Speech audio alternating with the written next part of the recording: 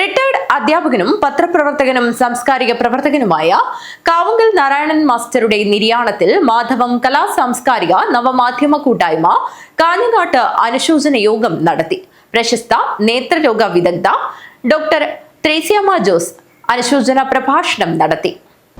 Retired അധ്യാപകനും പത്രപ്രവർത്തകനും സാംസ്കാരിക പ്രവർത്തകനുമായ കാവുങ്കൽ നാരായണൻ മാസ്റ്ററുടെ നിര്യാണത്തിൽ മാധവം കലാ സാംസ്കാരിക നവമാധ്യമ കൂട്ടായ്മ കാഞ്ഞങ്ങാട്ട് അനുശോചന യോഗം നടത്തി.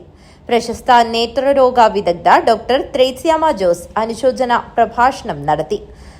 ജനാർദ്ദനൻ പുല്ലൂർ അധ്യക്ഷത വഹിച്ചു. K V Madhavan, P Narayanan, Prashanth Peralam, Chandran Periya എന്നിവർ സംസാരിച്ചു. അനുശോചനം രേഖപ്പെടുത്തുന്നതിന് വേണ്ടിയാണ് നമ്മൾ ഇന്ന് ഇവിടുത്തെ കൂടിയിട്ടുള്ളത്. നേരത്തെ ബാബുട്ടൻ പറഞ്ഞ എല്ലാവർക്കും തിരക്കാണ്. വിശിഷ്ട വ്യക്തികൾ ഒക്കെ ഇന്ന് എത്തേണ്ട ഒരു പരിപാടിയായിരുന്നു ഇത്. ഇന്ന് ഞാനും വെള്ളിക്കോത്ത് മഹാകവി പി കുഞ്ഞിരാമൻ നായരുടെ മകളുടെ ബർത്ത്ഡേ പരിപാടി, 95 വയസ്സ് കഴിയുന്ന ബർത്ത്ഡേ പരിപാടിയുടെ പ്രോഗ്രാമിൽ നിന്നാണ് ഞാൻ വരുന്നത്.